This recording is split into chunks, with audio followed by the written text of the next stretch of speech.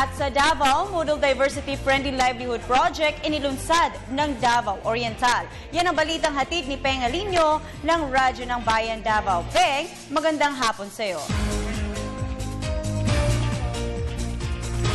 Hello, Peng?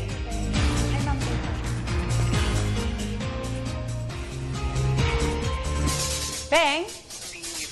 Livelihood Project na nakapaloob sa Timberland sa ilalim ng Biodiversity Partnership Project o BTP ng Department of Environment and Natural Resources o DNR 11. Ayon kay DNR 11 spokesperson Rita Fe Cordova na ang Biodiversity Friendly Project ay mas kilala sa Almasiga Recent Production at ito ay para maibsan ang kahirapang pagpapaunlad, pagtambuhayan ng mga nakatira doon at pagkonserba sa biodiversity sa naturang lugar.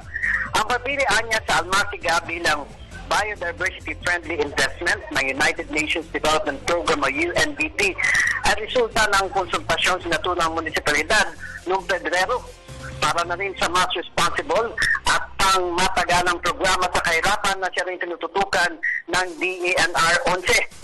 Sa ngayon na niya, magkasanib na DTP, DNR at team ng LGU sa Governor Generoso Davao Oriental ay nagsasagawa ng timber inventory ng puno ng Almasiga sa 10 barangay. Samantalang ang munisipalidad o Municipal Agriculture Office naman ay nagsasagawa ng serye ng pagsasanay sa mga tao doon. Para sa Telebisyon ng Bayan, Peng Alinio, Radyo ng Davao.